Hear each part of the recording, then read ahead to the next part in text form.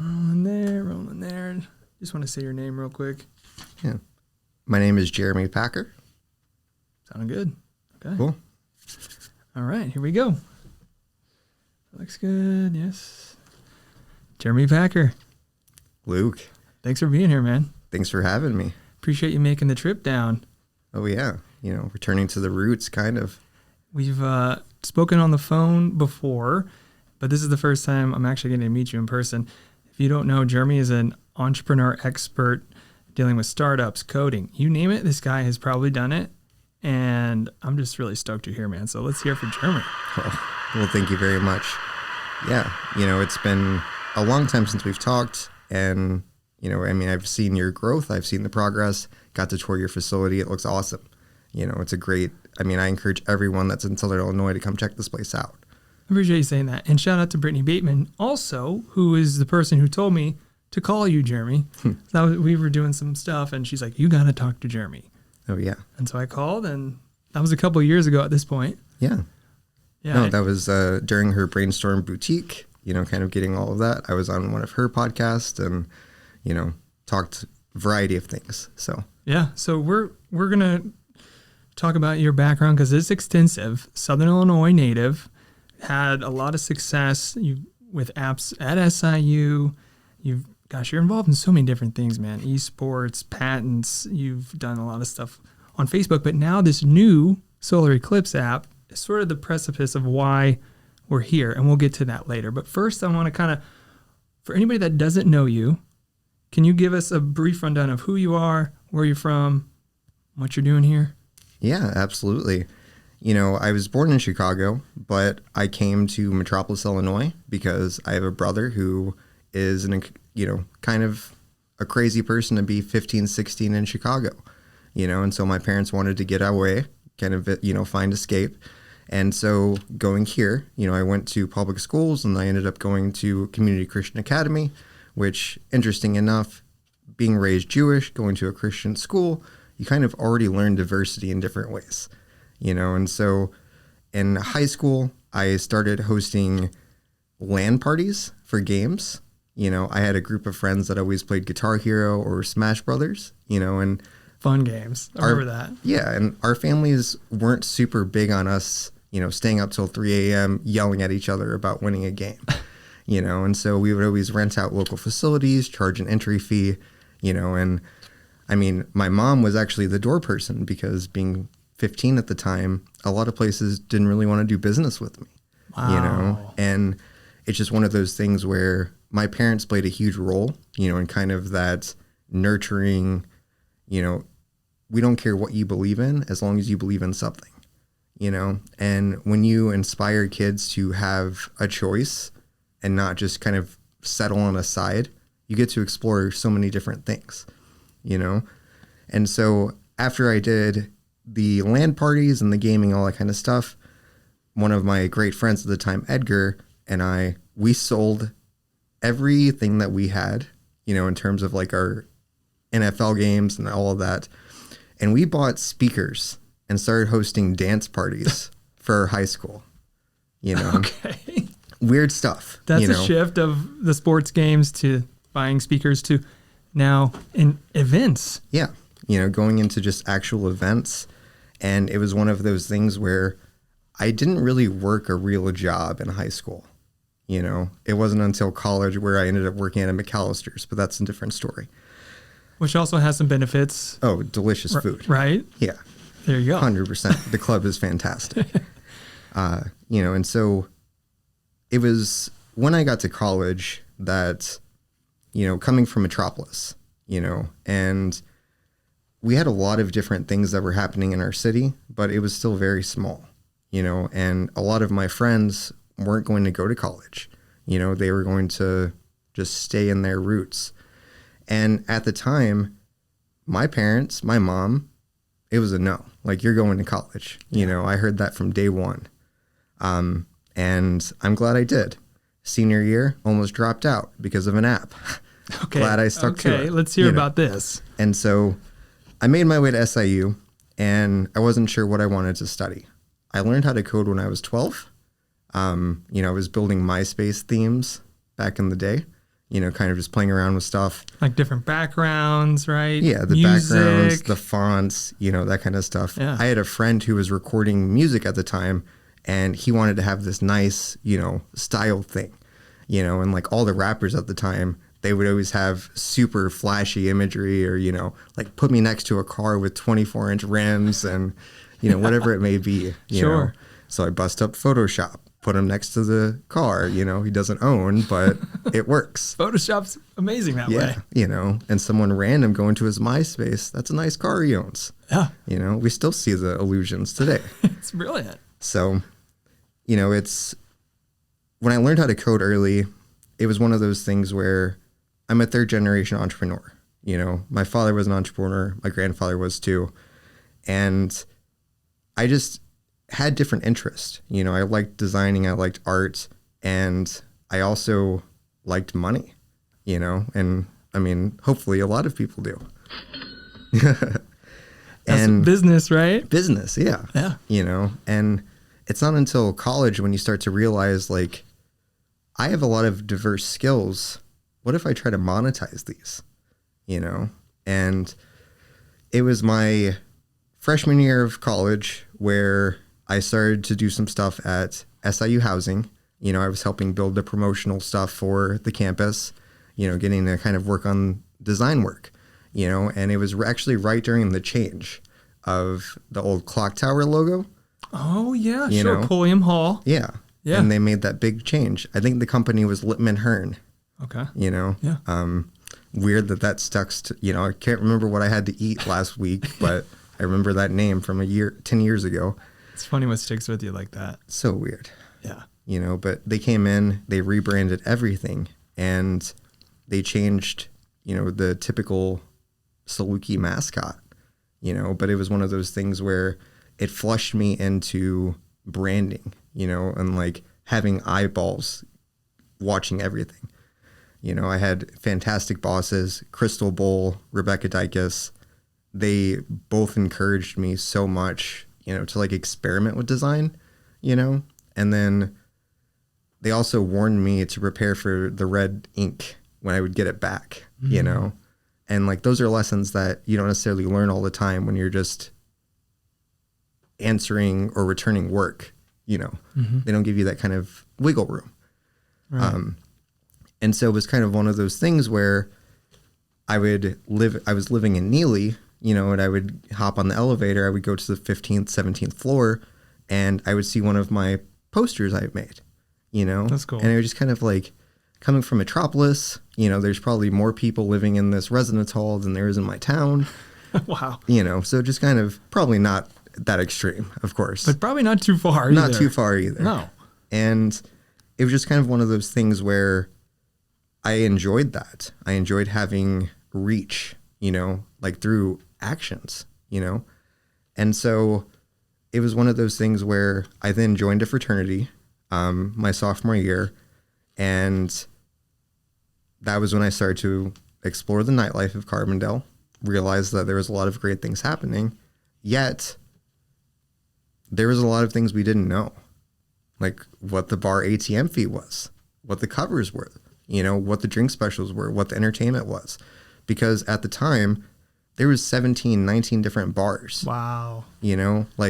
And I grew up where we would see SIU on the news for their crazy 2000 Halloween parties or whatever it may be. Right. And it was even legendary at the time. Oh, yeah. And, I graduated in 2015.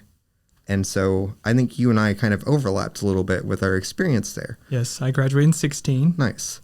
And, we still had those nice parties and those kind of extremes, but we didn't have all of it that they used to, Mm-hmm. And granted, back in the 2000s, they didn't have necessarily Instagram or Facebook or anything like that to promote those parties like we do. Yet for some reason, we have decreased attendance and all of that. It's an interesting way to look at it, but there is different interests that these kids may have now, not to mention the diversity rates, like one of the main things about SI Eclipse, the app that I'm working on now, is that the increase in Spanish speaking adults in this region has increased dramatically over the past 2 years.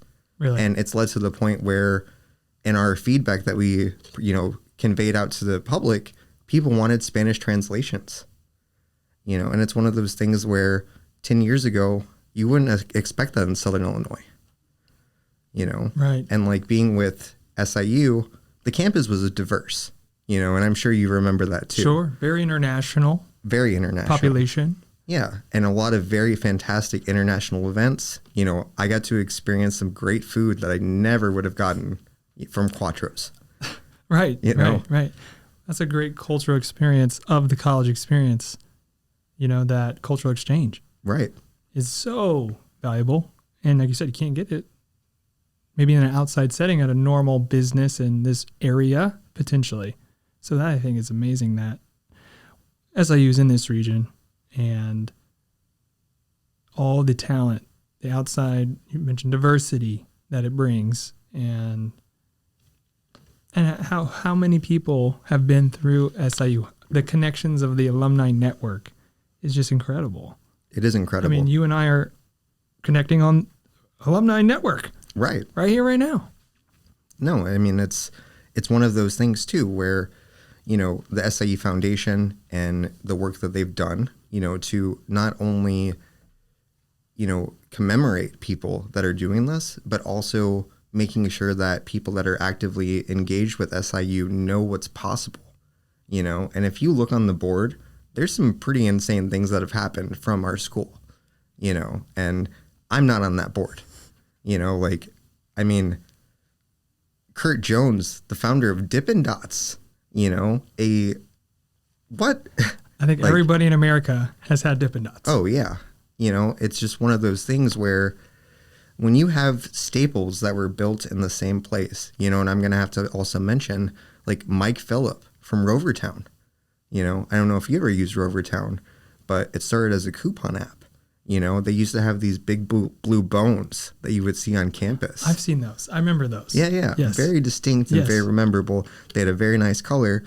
And, they have actually transitioned over to, a new business model, and they're killing it. They're doing very well, and if it wasn't for Mike building Rovertown out of the SIU Research Park, I would have never had confidence to build an app in Southern Illinois. And that has led, their app is huge now. Wow. And it's that's just to kind of give more reference to like the other great people, and then there's Peter Gregory, who IPO'd a company that went huge. Yeah. So a lot of great names in this region, a lot of great potential. It's just embracing that potential, So how did you embrace your potential at your time at SIU? Because it sounds like you've had a background, young age coding, of entrepreneurship as well. How did you do that at SIU, and how did that take you to your next step? So when I was in SIU Carbondale, they had Saluki Ventures, and that was a SIU Research Park kind of student-led organization where, you have business meetings and you kind of talk about what's going on. And if you have a business idea, they'll help you craft it, and I had an app idea at the time called Life at Southern. And it was an app that we had a big Twitter following, big Facebook following. But the main thing was we would tell you events happening in Carbondale, the drink specials, ATM fees, cover, those types of things. And it was just right from your hand, right before apps were kind of anything huge, I'm talking 2011. Wow. I think that's before I was even on Instagram. Like before I was on Twitter. Yeah. It's one of those things where I recently looked at an old screenshot that we had, and it was of me going to the Jimmy John's restaurant in town, and you used to not be able to order online. And when you clicked on it on Life at Southern, it would take you to a PDF of their menu. So you could just hit order now and you would call them. So you'd have the menu right in front of you as you called. Nice. And it's like, those are the useful things, but in reflection, it's like, that was technology, For sure. And for any college kid, super valuable having Jimmy John's, being able to just press a button on your phone to call, because late nights, you mentioned at the bars and stuff like that, you're hungry. Oh, You're yeah. going to want maybe a sandwich. Yeah. I think that's awesome. 2 buttons versus typing in the 5 letters in Jimmy, you know? Right. Yeah, 5 letters. I had to check, you know. So this app started as part of the venture.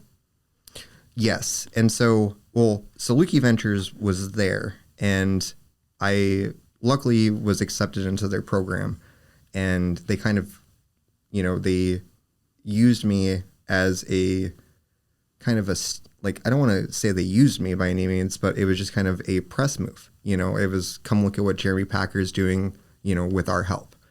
And because of that, I was able to talk to local CEO programs and, you know, and kind of do a lot of different things. But along with that, in reflection, having a stamp of approval from the SIU Research Park, where it's like, this idea isn't dumb enough to fail tonight. You know, it was that affirmation and the continued understanding that this has potential if it's structured right, you know, and this is a student that we can train, you know, and luckily because of that, I got to meet great people, you know, and life at Southern failed because we tried to expand it to Murray State and life at Murray, you know, and the thing about that is Murray had dry counties, you know, and whole different experiences. And at the time, you don't necessarily think about that. But when you're a startup and you invest so much money on expansion and then it screws you, what's the point? Yeah. You know? So. But a lesson learned, no doubt. Oh, absolutely. Because that didn't stop you, did it? It didn't. No. It was one of those things where it started making me, you know, kind of just rethink everything. And like one of the main things with life at Southern, for instance, is that we had this way where it was curbside. I don't know if you remember that place. I think I do. You know, it's on the corner, kind of by Thai Taste. Mm-hmm. And they used to have, you know, their computers always hooked up to their TVs. You know, it was really before Chromecast or anything like that. So it's like if we gave them a browser link, they could actually show that off. That's you cool. know? And so it was one of those things where I was in there one night and I had kept on hearing their customers ask, like, what are the specials? You know? And so I actually built a digital drink display for them. Wow. So it was pulling the data from Life at Southern, you know, showing it on their TVs in 2012. And like now, Tapmaster, you know, it's a similar thing, you know, except they've raised 20 million, 30 million plus, and they're across the world. Wow. You know, so this is the app we're talking, you know, the app market in general is huge, right? Right. We're talking major money, right? Very big. I mean, the 20, you know, whatever, the one you just mentioned. I mean, that's an example. So what about apps? Why do you think that is? Why does it demand so much value? I think that there are a lot of different calibers to it. And if you would have asked me this even last year, I would have had different answers, you know. And the reason I mention this is because after SIU, I went and launched another app called RapChat. I actually couldn't afford internet at my house at the time, you know, and I was working at the McDonald's towards Murfreesboro. It's not there anymore, you know. I remember and it. It was one of those things where I could go work for this company. They couldn't pay me, but it was this promise of equity. And I love to freestyle, you know, like it's probably something you didn't assume, you know, but I love to rap. I love to freestyle, make music, have fun, you know, cool. that kind of stuff. Yeah. I play piano and all of that too. But, you know, the idea of listening to one of your favorite beats, being able just to kind of vibe, you know, it's great. And my friends and I used to rap all the time in high school, you know, and whenever I first saw this idea about RapChat, it was only an iOS app. And at the time, they had 30,000 users, you know, so it's like the potential for it could be big. People are using it, but all you could do is hit record, rap over a beat, and upload it. You know, that's it. I got the role, and 4 months later, we got accepted into 500 Startups, which is a VC-backed investment fund started by Dave McClure, an early employee of PayPal. You know that PayPal ring? You've seen the graphics with the circles of those early PayPal people? Oh, yeah. And it like, well, how much influence they've done to the whole market, you know? Yeah, the quote-unquote PayPal mafia. That's what I was looking for. Yeah. Wow. You know, very huge. And, you know, we were batch 15 of 500 Startups. And what's interesting is that the companies before us, you know, I'll start naming a few and I'm sure you'll recognize them, but Credit Karma, MakerBot, can't think of anything other, but it's like 12 or 13 unicorns, billion-dollar companies. Wow. You know, they've definitely made their money back on these investments, and they gave us $125K for 5% of our company. Wow. You know, and that's very early money, but it automatically evaluates at 2.5 million. You know, Incredible. And when you just have an app idea, it's money on the table. You know, it's like, let's do this. And I was an Android developer. That's where I got my passion from. And so whenever I got brought onto RapChat, I was building out their Android app. And I ended up building out their Android app, moving over to iPhone, building that out, building the website, redoing the infrastructure, and then launching it internationally. Wow. You've got a lot of roles there. It grew. I went from kind of the mobile engineer to the director of engineering. Oh, wow. And that role came with, you know, the founder, Seth Miller, you know, him and Pat Gibson, which Pat Gibson is P. Holla, a rapper out there, you know, he's really good. Yeah. They did a good job raising money, raised capital. You know, we've raised the Series A, you know, it was over $1 million after that first initial. Wow. And we've expanded, we've grown. I've vested out. I don't have to be a part of it anymore, you know, so I don't, you know, we don't deal with it. But the thing is, you know, as of last year, when I asked their present Android developer, you know, hey, what code is still mixing track A and track B? Oh, it's the code you wrote. Wow. Thanks. You know? Wow. And so it's one of those things where I got to help build this company where so many people told me, like, no one's ever going to pay for that, you know? And now people actually pay a monthly subscription to be able to get unlimited free beats, being able to record on your phone, being able to apply auto-tune, reverb, 17 other tracks. And not only that, but being able to upload it to Facebook, SoundCloud, YouTube, or any of these other things and start making money off of it. You know, it's a recording studio in the palm of your hand. That's so cool.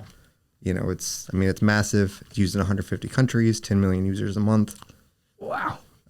Huge, you know. I'd say, man, that's incredible. And it was one of those things where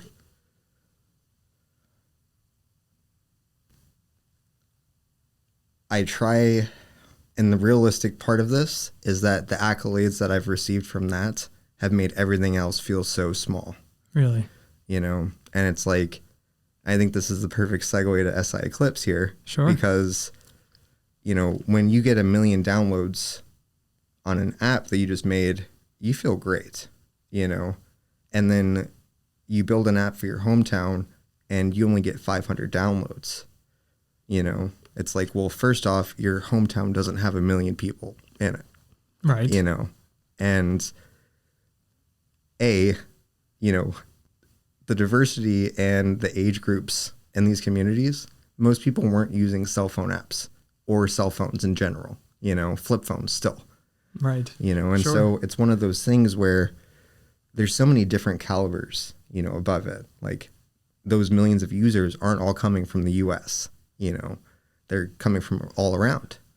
And understanding like what success is in business versus just a metric was one of those learning lessons for me, you know. And right after I launched the first SI Eclipse app, I had wrote a recap, you know, on the lessons I learned from it.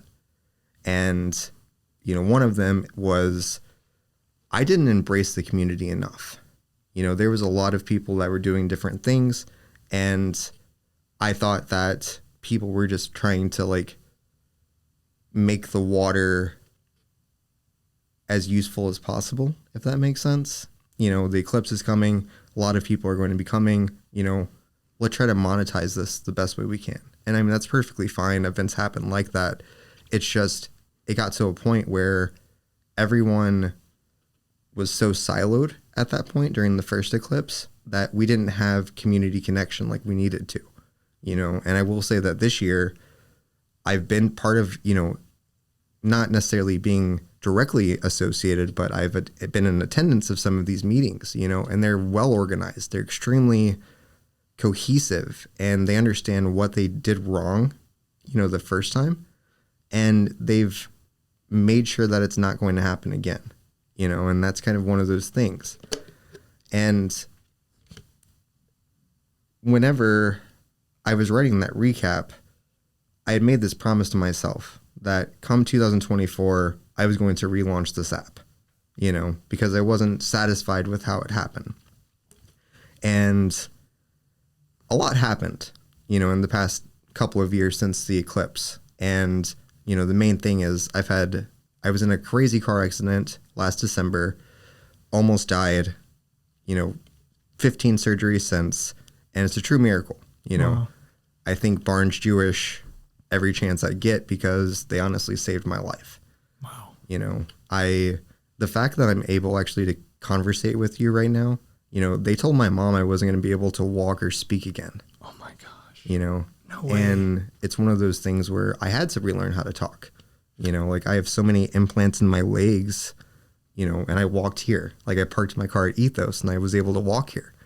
You know, like last April I was in a wheelchair. And it's just kind of one of those things. And like to mention the wheelchair, when I was working on the SI Eclipse art, you know, I wanted to make sure that people felt inclusive. And like in the art on the app, you'll see people that are using walkers and that are in wheelchairs, you know, because before when I launched the app, everyone was standing in our designs. And it was one of those things where I didn't realize how isolated it felt until I couldn't get somewhere because of my wheelchair or because of a walker, you know, and being 31 years old and requiring that hurt. So I can't imagine how an older person would feel, you know. And so we've tried to make everything feel inclusive, you know, including our art, including the designs, including our verbiage, including the event types that we're promoting, because Illinois and Southern Illinois specifically is so diverse. You're going to find something that you enjoy, you know, whether it's going to Baldwin Up Cross and being able to have kind of a, you know, just a beautiful scenic view, or if you want to go to SIU Carbondale and, you know, cosplay at SalukieCon. Like there's so much diversity here, but that's what makes this area so great. And that was one thing that I wanted to make sure that I did. And, you know, in full transparency, like after my accident, I lost my mom. I'm sorry, man. You know, 2 months after. And I was kind of mentally healing. And I told myself, I'm going to work on version 2.0 of my life, you know, and I'm a huge Grant Cardone, Dave Ramsey type guy. You know, I listen to all of those podcasts, all those people, and like Gary Vaynerchuk, like constantly, you know, it's like build, build, build. I'm young. Let's do this, Yeah. you know? And it's one of those things where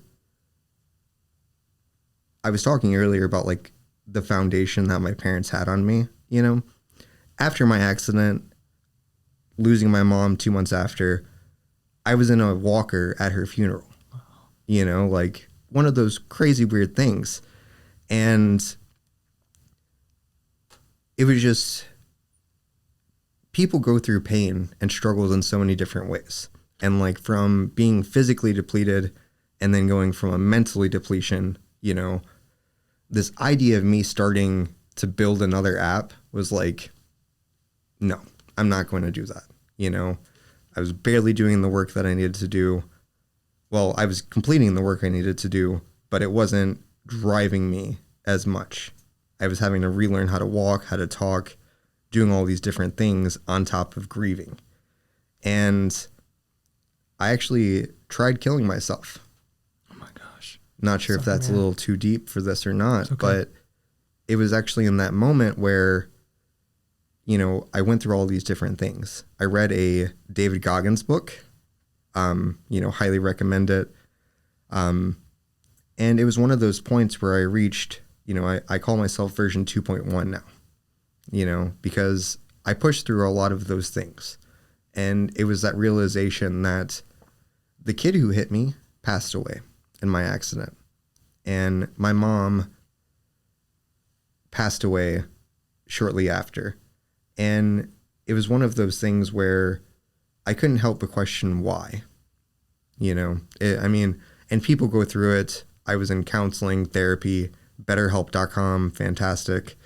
It's just one of those things where no matter how many times someone tells you something is supposed to be a certain way, there's not really a difference between you and the person telling you that.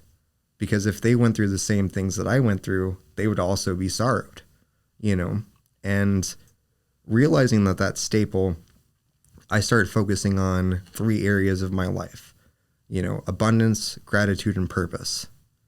And it's this idea that I have everything that I need and want.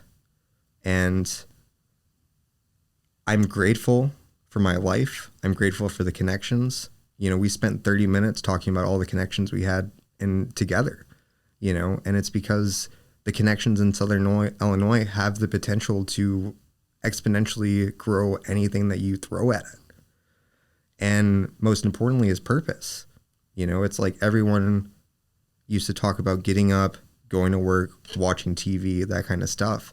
But, you know, the idea that, you know, I spent 160 hours working on an app just to make sure that people are able to navigate to one of their best memories in their life in the next week, you know, like, and that goes back to the numbers thing I was explaining to you, you know, because if I can help millions of kids rap on their phone, that's fantastic, you know, but if I can help a local community member who can't find the help that they need in their local news or in their local sources, but they're able to find that memory, that's worth more than anything you can throw at it. And it was that recalibration of thinking where you realize the importance of every action you have once you have the power of perception. You know, when you have people looking at you, you have the ability to create amazing things, you know, whether it's the energy around us, whether it's the law of attraction, people joining you and contributing to those forces, it's undeniable, you know. And like the past 4 months of running through so many different hurdles with my working space and my job and my companies and this app, you know, going through another breakup, it's one of those things where I wanted to quit several times, you know, like those days where it's hard to get up out of bed, you know. And as an entrepreneur, I know that you probably have had those days too. It happens, man. It happens to everyone. Yeah, where you just kind of question it. And it's one of those things where you have to look back at your pillars, you know, those pillars that are going to control what you build upon your life. And that's what's got me through this, you know, because if I would have quit any of those days where I wanted to, I mean, I wouldn't be here, you know. And luckily I've had several news sources cover SI Eclipse. You know, we're getting the reach that we need to for it. I get to speak on the NASA stage at, you know, the SIU arena. That's amazing, man. Where I got to graduate from. That's so cool. You know, and so it's about pushing positivity now. You know, I think I kind of don't remember what the first question was on that. That's okay. No, sorry if I talked. No, this is great. I mean, it's super, I just admire your openness and your resiliency of what you've been through very recently.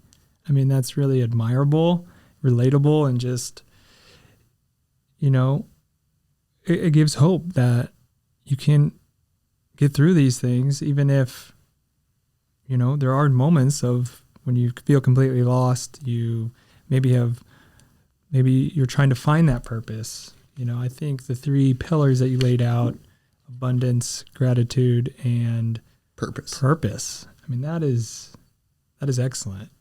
And wow, I think that's, if more people could channel that, and I don't know if being an entrepreneur helps that, but I would think it would, to have that self-belief in what you're doing and to have purpose is super, super important. And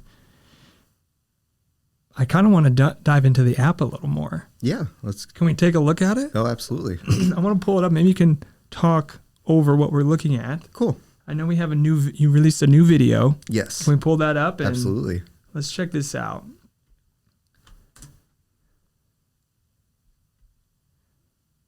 So SI Eclipse. Now this is available on the App Store and Google. And Google. You can actually go to sieclipse.com. We have the download links available right there. You know, this app is covering all of Southern Illinois. You know, we worked with the Small Business Development Center at not only SIU Carbondale, but we also worked with the Metro East Small Business Development Center, which is located at the SIU Edwardsville campus. Okay, very nice. And so Southern Illinois University, all around the board, they've helped me. That's amazing. You mentioned earlier that stamp of approval, right. Even though it was back in your college days, but even those research facilities, I mean, that's a big deal. It's a very big deal. Yeah. You know, and one of these things is, like, while I'm mentioning these big organizations and all that kind of stuff, like, I want to preface the fact that out of everything that we've had to pay for with development and all of that, they were not our cost.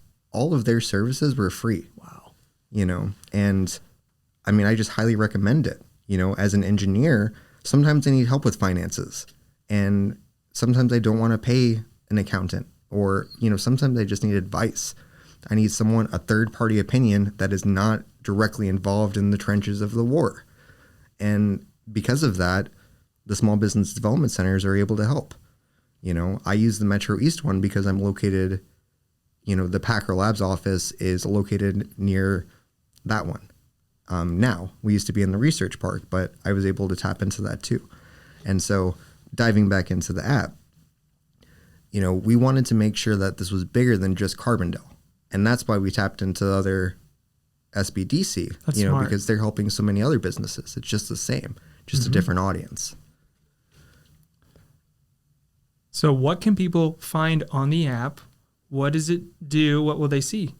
Yeah. And so one of the first things about the app is that we have a countdown to, you know, the grand moment. Oh, that's cool. You know, so instead of you having to Google, when is the eclipse? What time is it happening? And then you having to remember that exact thing, you can download an app and it's going to tell you right there, first page. Along with that, we've teamed up with Southern Illinois Now to embrace local tourism to a different degree that's not normally done here. And for local businesses that are wanting to get involved, you can actually visit this website and go to contact us to get it. But basically, on the app, we showcase a lot of participating businesses.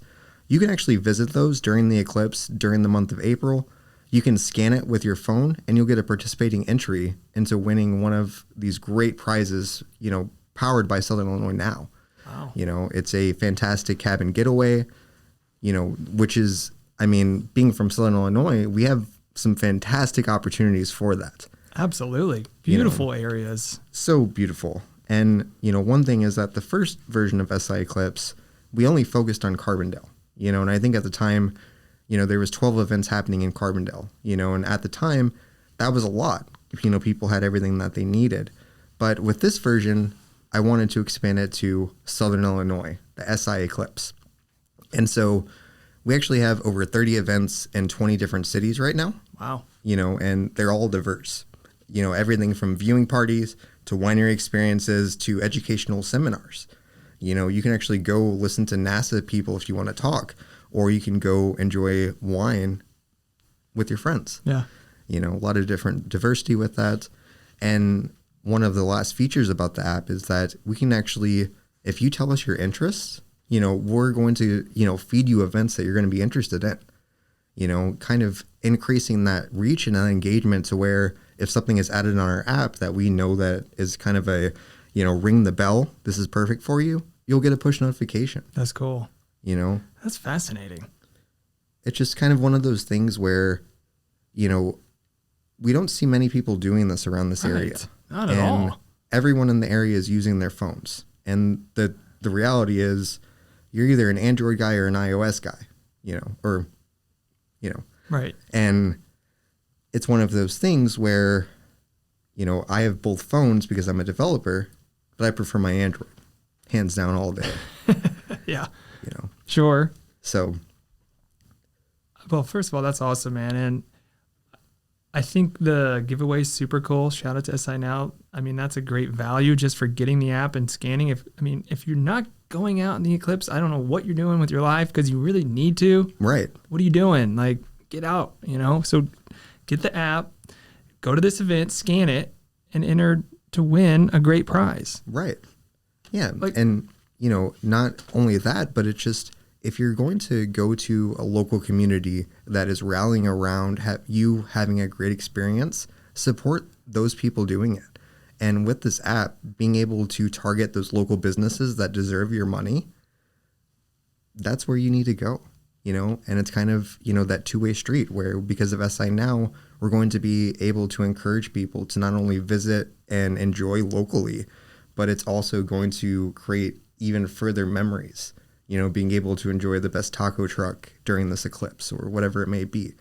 It's about stepping outside of your comfort zone and knowing that everything that's listed on this app has been approved. It's verified, And one of the funniest things is when we were doing research, looking at events, the amount of events on Facebook that have Solar Eclipse 2024 as the header, it doesn't tell you where the business is, where anything is, good luck.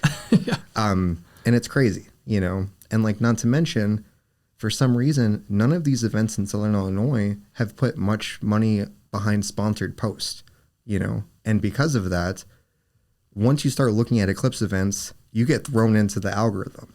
And I'm getting hit with promotions for Eclipse events out of state everywhere. Wow. Because we're one of 13 states being, accepted. Mm-hmm. And so these other areas are looking at our area as a pool, and with SI Eclipse, I'm hoping we can contain that. And that's one of the main things, Wow. It's really interesting.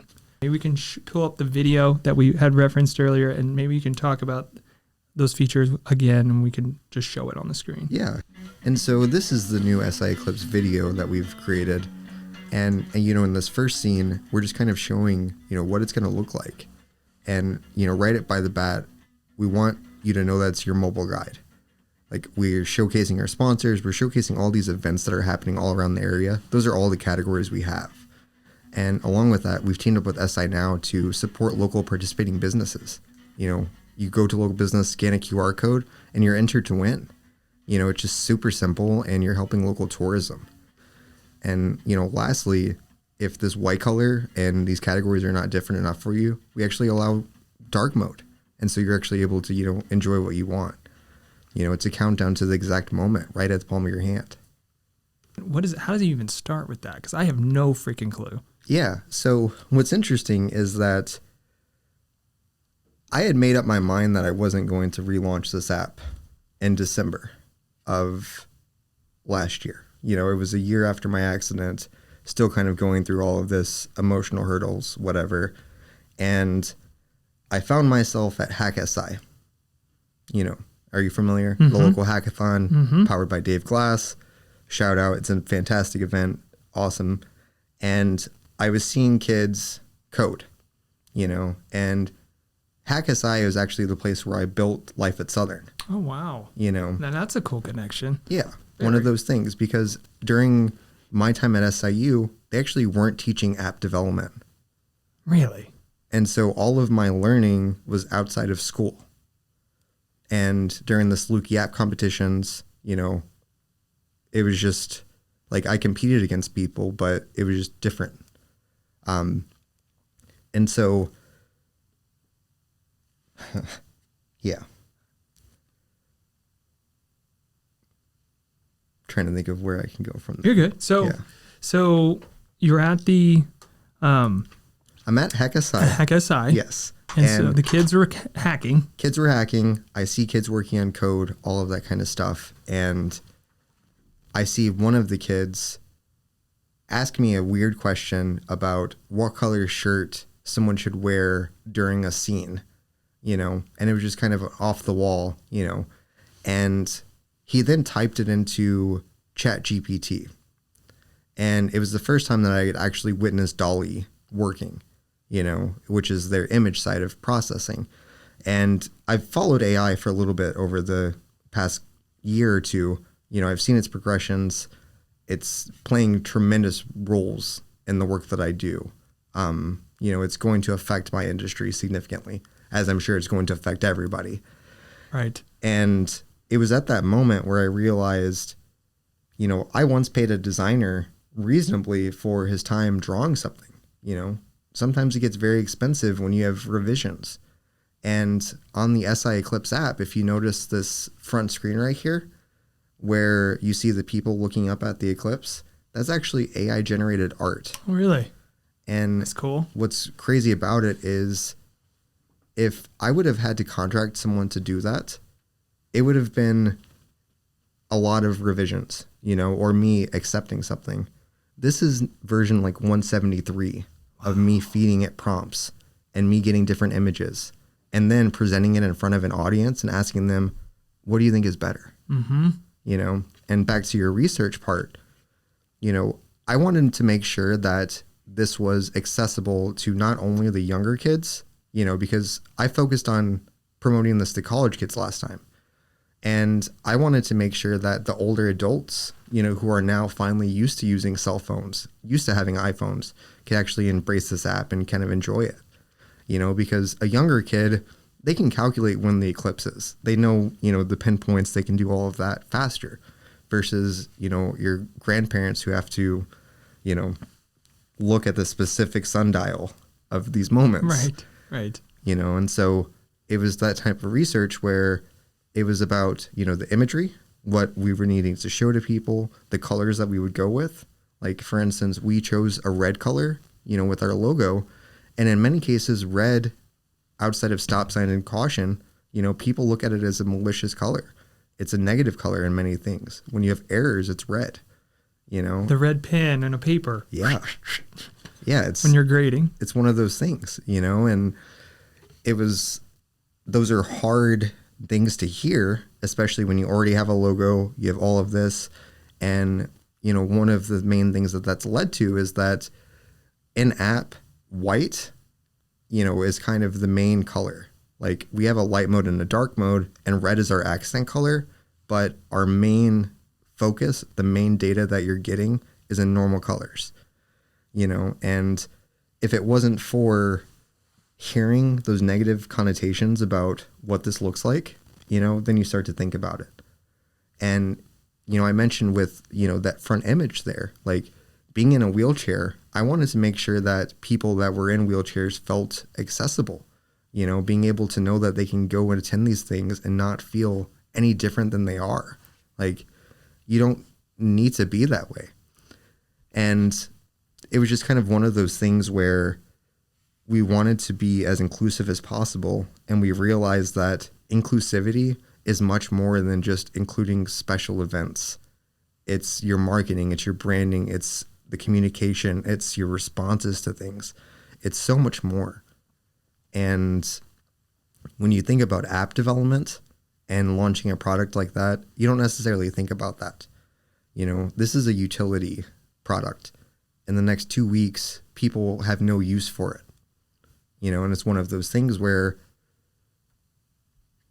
it's kind of weird to spend 4 months building an app just for it to be used within a month, and I got something because you mentioned inclusivity, right? Yep. Which is a big keyword, buzzword, which is great.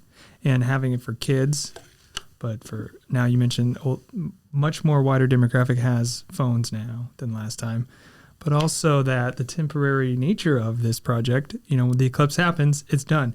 And it kind of reminded me of, not to tangent too much, but of some of the Burning Man connection that we also have, the inclusivity, but also art made for temporary purposes, and to gather around and for inclusivity. And there's a lot of other reasons too, but I think that's cool. I think it's a cool aspect. That's what I'm trying to say. Yeah. Have you been to Burning Man?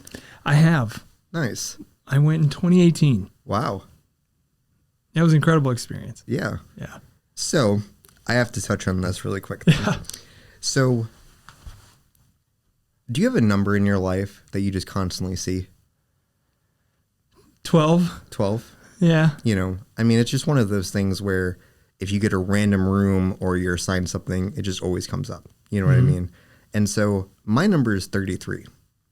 And it's not a number that is not it's not necessarily used much, like even in esports, for instance, you have a 32 team bracket, 33 doesn't happen often. It's just kind of one of those unique things. That's true. I never thought about that. Like when you see the number 12, for instance, when you see it, you have a connection to it, especially when you're looking for that guidance or that verification that's like, this is right, so I'm supposed to do, And so in 2019, I went to Burning Man. Oh, wow.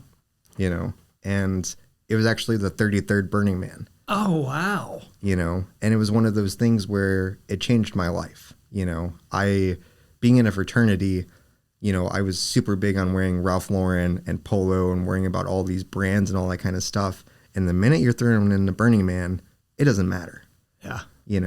And I actually got to help with an art exhibit out there. Oh, cool. I was actually a guardian of a divine feminine temple, where, women could come in and express, concerns. There, a lot of different things happen at Burning Man. A lot. And it's a beautiful thing. It and is.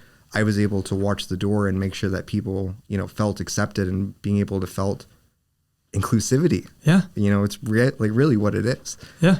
And holding the space. Exactly. And allowing people to express themselves and to be creative and to not give them verbiage that appears as a flaw, and we hear that kind of communication so much, and like the reason I mentioned that is because, Burning Man was huge. It's one of those events where highly recommend. Most people are just not going to get it. No matter how much you explain it to them, that's fine. Yeah, that's true. I would have to agree. Yeah. So many reasons to go. Like I just, oh my gosh. Yeah. It was life-changing for me too. Yeah. Yeah. And it's something that you don't necessarily hear about, and that's why whenever you mentioned it, I had to ask, because people, they hear the thoughts of going to festivals and that kind of stuff, but it's like, well, how do I buy something?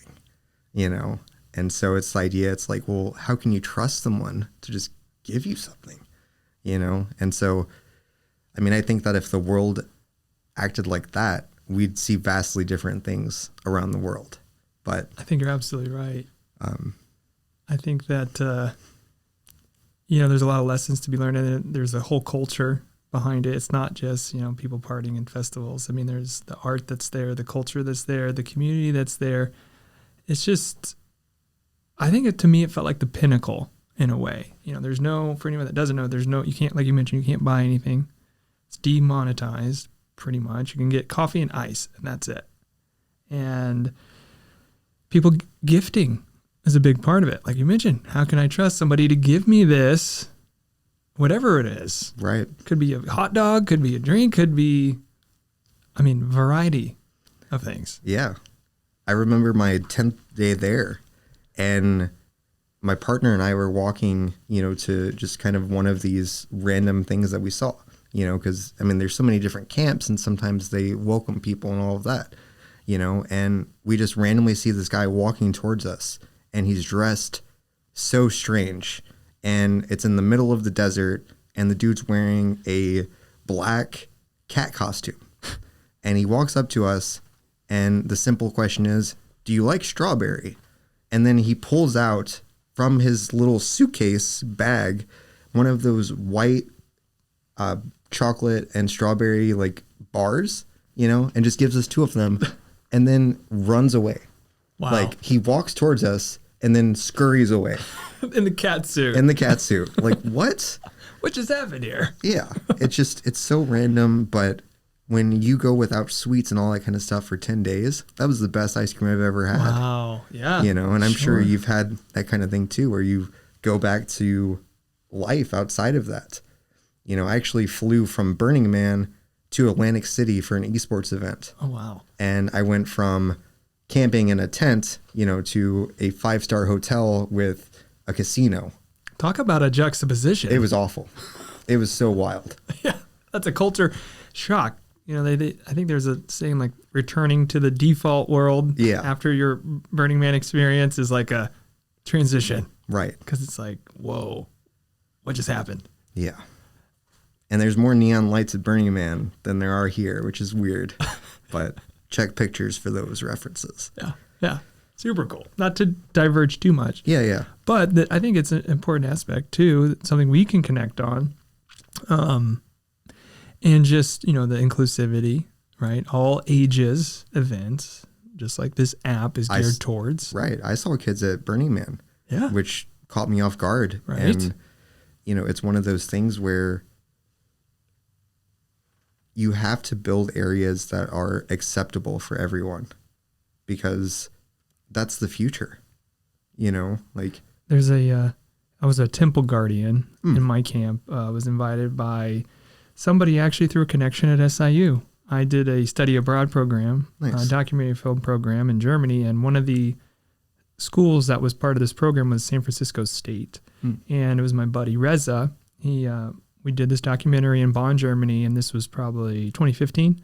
And then he invited me in 2018 to go to Burning Man. And one of the sayings of that camp was, I have seen the future. Like you mentioned, like, you know, this having a space for everybody. I totally agree. I think that needs to be the future. Right. It's one of those things that has been so negatively assumed by these older generations. And because we haven't lived through what they've lived through, you know, we haven't had war in our time, which is kind of crazy to think about, that people, our parents, once, you know, they were trained to get under their desks during bombings and that kind of stuff. Like, we never had to deal with that. I do think that with the world changing and with all of these different countries promoting, you know, nonviolence or doing all of that kind of stuff, I think it's important for people to go explore and find what actually makes them comfortable, you know, because Burning Man was great. There was also some parts of it where I didn't feel 100% comfortable, you know, and it's not a slam at them. But the thing is, if you're going to make a place where people can feel 100% included, there are going to be places where you personally don't fit in 100%. Wow, that's a really good way to put that. You know, and it's one of those things where you have to accept and appreciate the mission versus the effect that it has, you know. Mm-hmm. That's so good. It's like inclusivity isn't just for people that you like. It's for people you don't like too. Right. That's real, you know, real inclusivity. You might not like them, but by definition, I think that they should be included in that. And you're right. You might not be comfortable, but not everything's for you either. Right. It's okay. And I think too, you know, it's from the mathematical standpoint, you know, if you put a value on comfortability of a situation, right? And if it's like, if you throw both of us in a situation, we're going to have different reactions to it, you know? But the thing is, if it still equals 100%, is that bad? And if we're able to neutralize a situation, just like a roommates do, you know, if they're able to neutralize their living situation in order to find a steady, consistent, and livable vibe, why couldn't we do that with events or with communities or that kind of stuff, you know, outside of the need to have legal officers or that, but just having open conversations versus this is how we've done it for 200 years, you know. Yeah. Excuse my accent. I heard something just like that the other day. I mean, Nice. that is still pervasive throughout the culture. We've been doing this 100 years, 200 Right. years. I mean, literally. But there's innovation. There's creativity. I mean, I think Burning Man started in the 80s and has grown. I mean, I think 100,000 people almost attend. Oh yeah. And In a town that doesn't exist, outside of those 3 weeks, like, that's something. To me, I think it was felt like the pinnacle. Like I said, it was like, this is what community people coming together with common purpose. What we can accomplish. I mean, I want to go back. yeah. And it actually has inspired me so much in my business, how I try to live my life, and it's the playa provides, as they say. It does. And I think one thing to emphasize with that is, like, I have attention to detail, because of the work that I do and all that kind of stuff. And the one thing that I absolutely love, and I found it difficult to deal with too, is that while you're on the playa and you have a camp set up, you have to make sure that you leave the earth the way that you found it. And you have to clean up your space. You have to clean the dirt, sand, the playa, and make sure that it's combed out, and I can't think of the exact, Leave no trace. leave no trace. Yeah. And it's one of those things where, like, It's the largest leave no trace event in the world. yeah. And I mean, it's to the point where it's not just someone looking around and saying this doesn't look right. They actually have satellites that are identifying the ground based on what it looks like and are able to censor it. I've looked into this tech because it's incredible, but you have to think about it too. Burning Man, it costs money to get there. It's not cheap. It's not a cheap event. And along with that, you have Google co-founders that are flying and getting dropped in via parachute. You have the richest people in the world that are attending these. You'll never know. Elon Musk. Yeah. I had a Diplo concert when I went there, and it was because Popeyes flew him in. I saw him after leaving a porta potty, and he was on a San Francisco bridge trolley DJing, just driving down Burning Man. Like, what? How random. But it's those kind of experiences where you just have to see it. And it's one of those things too, where, I had this conversation, but it's like, if the US goes under and we have to build a playa situation, I would want them to look at Burning Man as the reference, period. Because the idea of anything other than that in those situations wouldn't work. Like, with all of the traumas and all of the ways that communities are acting and the way that things are happening, for some reason, people aren't as connected as they used to be. We used to be able to connect with our neighbors versus this idea where it's weird to talk to them now. It's weird to wave at them, and meanwhile at Burning Man, you can walk next door and the person may not speak English, but you're going to get a hug and dance. And it's that kind of mentality that I think is super important for people to embrace, and with SIU, for instance, I mean, going to Metropolis, Massac County High School, like, we didn't have diversity. There was very little of it in a small town. And going to SIU, where I had very limited white American teachers, and coming from a school where that was all I primarily saw was very different, and it was one of those things where, understanding acceptance, seeing people make mistakes, but realizing that the mistake that they made is simply because of them not knowing how something is supposed to be done, mm-hmm. And like at SIU, having so many diverse cultures, having so many different groups, you see so much, and you're, bombarded with information about how different places are, I'm sure you've gotten to that point too, where you question, why does the US do things the way they do? Sure. Sure. And it's just simply because people are still listening to what their parents believe is the right way versus being grown up and raised in that ability to embrace change, to create change, to go through these struggles of not being 100% aligned with someone, Yeah. Yeah. No, it's definitely some of the coolest art in the world, no doubt. Some of the coolest people, no doubt. And Right. some of the most influential people. So if you ever do have a chance, they do offer, I think, like low income tickets now as well. So that it could be an option if that is an issue with anybody listening.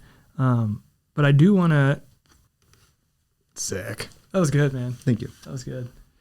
Okay. I just want to make sure we got that real quick. But is there we've talked a lot about different things today, but we've mentioned a lot. So I do want to know if there is any advice for maybe anybody listening. Maybe they want to be an entrepreneur. Maybe they want to get into coding. Maybe they just want to be curious. Maybe they're looking for their purpose. Maybe they're looking for the abundance that they're maybe lacking. What would you say to them? There's that famous, I believe it's a Martin Luther King quote, and it's, you don't have to see the full staircase. You just have to take the first step. And I kind of reference that a lot, because taking the chance on yourself, no matter what it is, it's going to feel uncomfortable. But just like everything else in life, nothing is guaranteed. And when you start to realize that the one thing that you have control of is yourself and what you do and your intentions, you can start to allocate your time, for that. And not just your time, but your mental power. It's not just about sitting at a room for 5 hours. It's about being able to sit down and knock something out within an hour because you're fully focused on it. I've made a lot of mistakes with tech, and even with this SI Eclipse app, there are mistakes that, I've noticed that were just, too late to notice, but we can't let mistakes hold us back. It's one of those things where, for some reason our generation is taught that failure is such a negative thing, but the thing is, failure is usually used as an understanding point. It's a reference point, because when you reach a failure, it's usually enough impact for you to stop something, and that's when you're able to identify. And if I would have stopped at the failures of this, it wouldn't be here. And I think that it's all about just education. There's that famous Steve Jobs commencement speech where it's talking about the point in your life where it's very hard to look in the future and connect the dots. But when you go back to your past, it's a lot easier, and I think that it's one of those examples where, the job that you are interested in today may have an impact in your future later, and so take it. You have to pursue what you want to do. I think money is important and all of that, but we talked about it earlier today too, is that I received advice from Kyle Harfs, before I went out to Silicon Valley. And it was like, do I give everything up that I know in Southern Illinois and go move in with 2 kids that I have no idea about and go start a startup?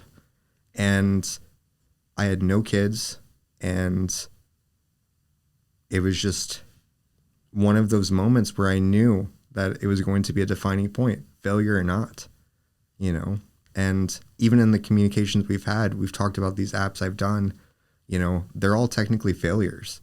Like Rap Chat's not, it's still going. Life at Southern failed, SI Now failed, or Southern Illinois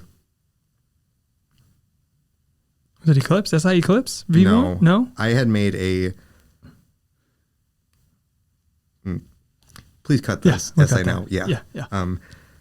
I had turned Life at Southern into SI Now, which was an on-demand drink special app, and then Southern Illinois Now came. Wow. Different names. Really? Yeah. But You hearing some static? I am. Is it? I don't know where that's coming from. That was random. Not sure. I was hearing it too. Weird. But so the failures are an important aspect of learning. I think they are. I think that they're benchmark parts where, in order to make progress, you have to figure out where you're starting from. And I think that with failures, identifying what failed and this is going to help you the next time. And I think that there are a lot of different things that I've learned from my failures that, are just compounding at this point. And I find joy in creating. I love the ability to be able to just build something. Like the idea that I don't need a hammer or I don't need wood, but I can actually create something in a digital world. And in the next 10 years, I'll be able to put glasses on and be able to experience those digital creations in a different way. Code is this year's this time's foundational work. And I mean, I encourage people to take chances. Like that's the main thing, because we take chances with jobs all the time. We take chances in classes that we don't want. Why not apply that to everything? And especially as a kid, you have your whole life ahead of you, but it's a lot easier to deal with it when you have your parents, when you have friends, when you don't have monthly bills, monthly expenses that add up.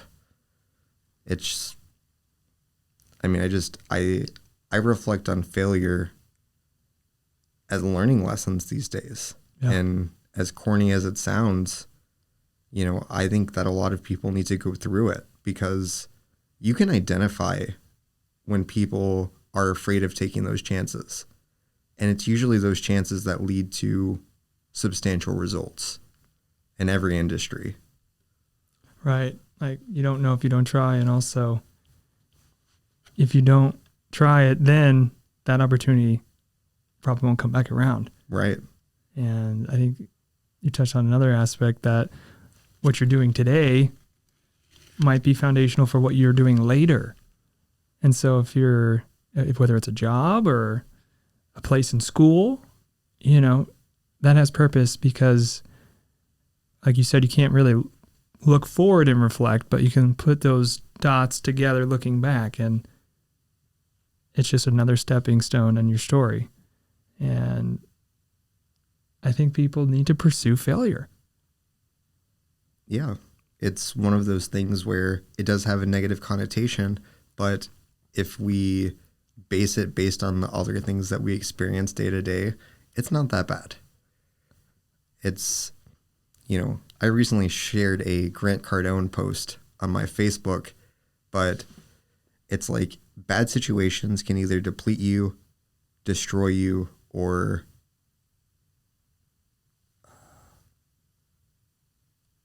I've quoted this quote like 20 times, and of course I just dropped it. Yeah.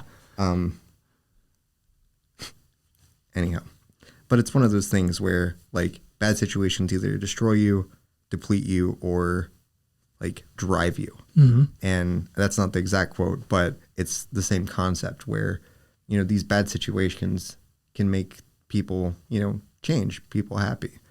And it's like when you look at other companies, they've been around for so long and they've done so many struggles, and they've had struggles that have been around for so many years that we just don't know about them. For instance, I recently saw on Facebook about a post where Coca-Cola, they had people arguing about moving to not electric, but vehicles, because they used to have buggies with horses taking Coca-Cola to stores. And they didn't want to switch that because it was cheaper than gas. you know, and Yeah. that was in like early 1900s, but it's still one of those things where it's like businesses have those struggles too, those changes.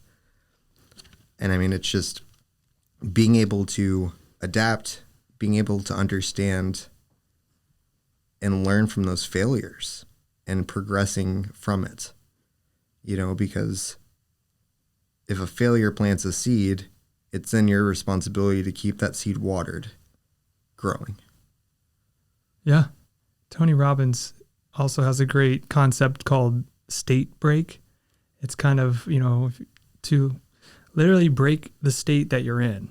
So there's different ways to do it, but you know, big failure could do that. You know, it shakes things up, and that can pop you in a different direction. And also, there's some sort of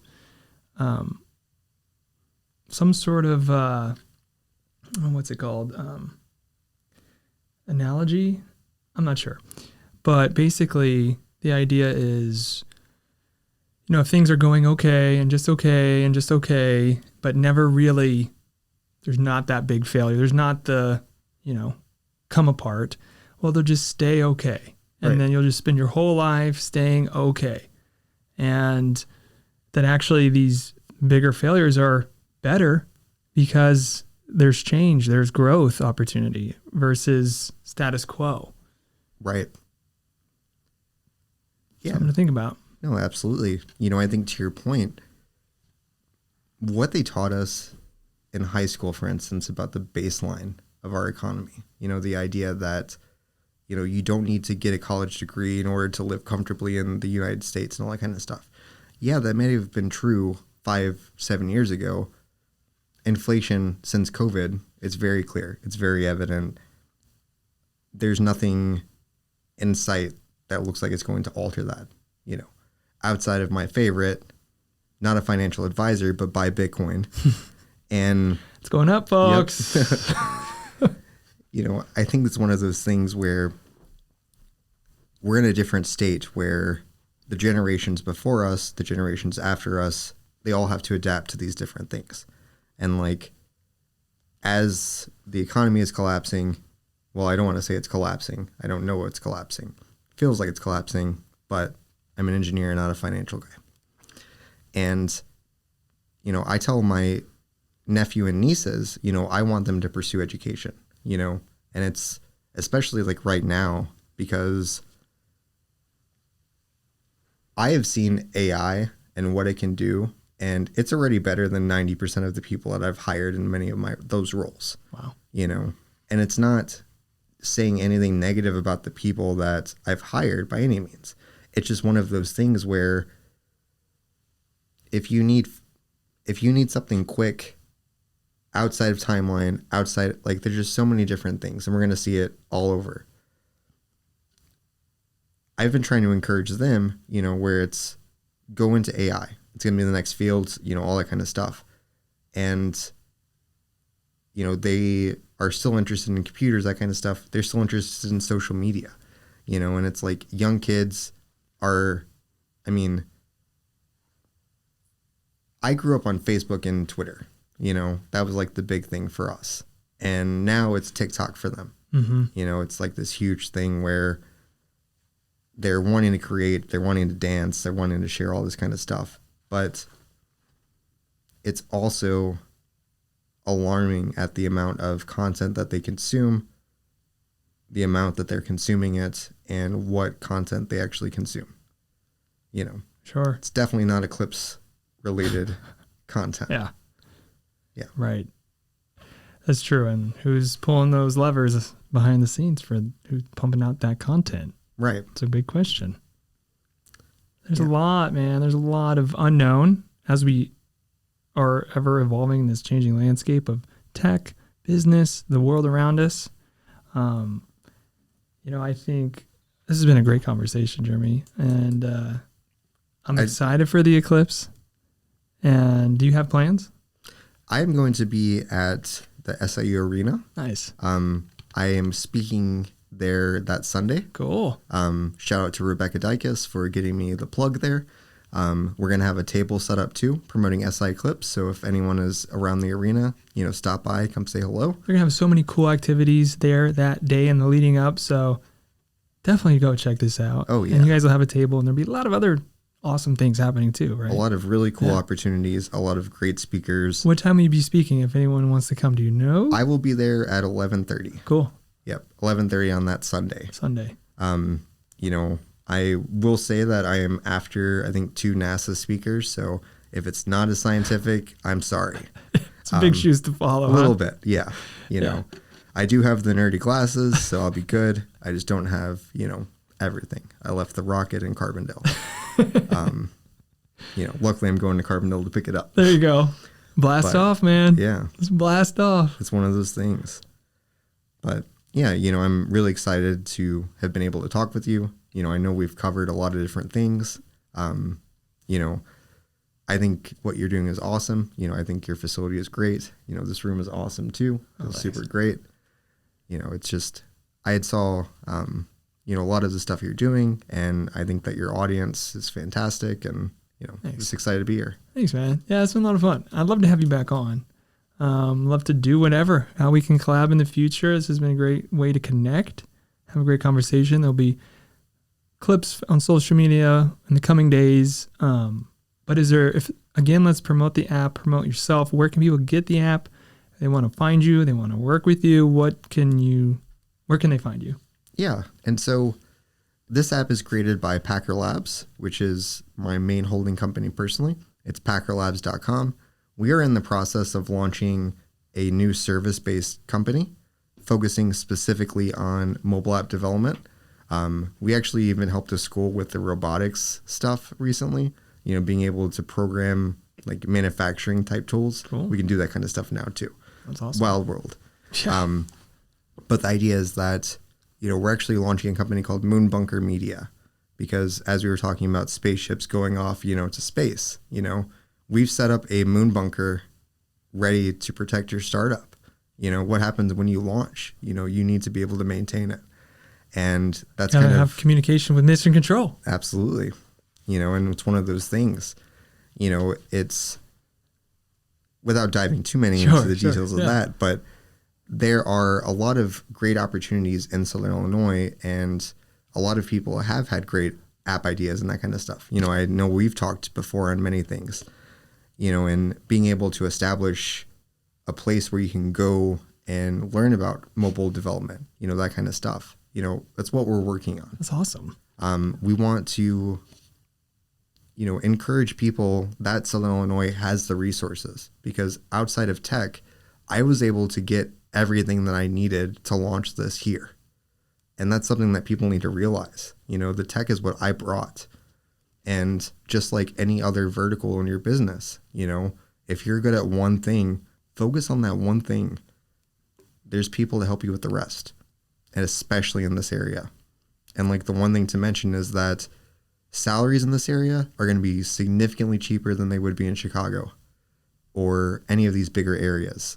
And we're in a great facility where I was able to drive 2 hours from St. Louis here. You know, that's my day. Like, that's nothing, you know, and like the ability to be able to adapt and to reach out to local areas and to tap into those resources. Like, everyone needs to do this. I totally think that's awesome, and I really appreciate you coming down, and I would love to get involved somehow. I'd love to make the trip up.